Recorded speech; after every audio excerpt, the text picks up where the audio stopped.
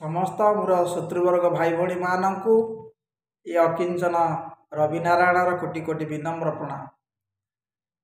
तेबे हे मोर पंडित मंडली, हे गुणी गुणी ज्ञानी मोर पंडित मंडली,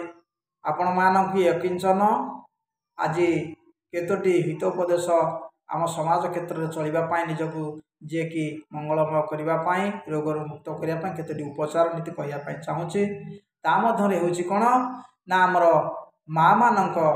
सम्बन्ध आज किछिटा कहवाई मुझे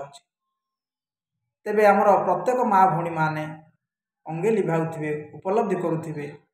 प्रत्येक माँ ऋतुचक्र तले आबद्ध ये समस्ते आज निजर मासिक ऋतु हेबा समय अनेक माँ मानकर कौन हुए ना हेबाक ऋतु हेबाक थी 3-4 दिन कि ऋतु हेबार 3-4 दिन पर सेमानक पेटरे तली पेटरे असह्य जंत्रणा हुए, पेट बिंधा हुए, पेट टाणे, यहपरि अनेक जंत्रणा सहिबाक पड़े। तेबे से क्षेत्र में मु आपण मानकु केतोटी उपचार कहूँ जहाँ को आपण माने निज कर्म क्षेत्र मध्य लगाई देखंतु बिना पैसा आपण मानकर से रोग अल्प भल हो। तेबे जो माँ मानकर ऋतुचक्र पूर्वर कि ऋतुचक्र पर 3-4 दिन पर्यंत असह्य जंत्रणा हो से कौन करेंगे ना प्रथम है आमर कौन सालुंक सालुंक बा रंग कई मूल सहित आपण माने कौन करेंगे तालमूली जानी सालुंक है थंडा जातीय जिनिस, तालमूली हूँ थंडा जातीय जिनिस, ता संगे आपन कौन करेंगे 21टा गोलमरीच बाटी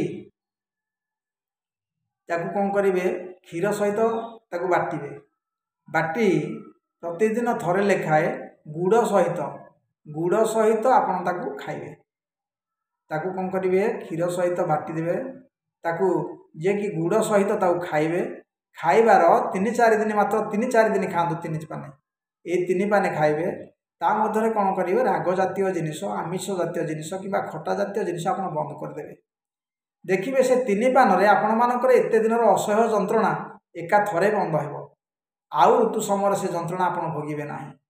तेणु प्रत्येक माँ भणी मानू ये अकिंचन रविनारायण कोटि कोटि विनम्र प्रणाम। जो माँ मानकर यही रोग देखा जाए आपण माने निर्भीक सहकार से सालुंक बा रंग कईमूल आ गोल जे कि तालमूली 21टा गोलमरीच को क्षीर सहित बाटी गुड़ सहित प्रत्येक थर लेखे 3 दिन मात्र खातु 3 दिन खाइबा परे आपण मानकर असह्य जंत्रणा सबुदिन दूरीभूत हो। तेबे मु सीना कहीदेली अंगिले बेबा जिनसटा आपण मान निज कर्म क्षेत्र में लगाई केते दूर कार्यकारी होउछि ए संबंध निजे उपभोग करी ये अकिंचन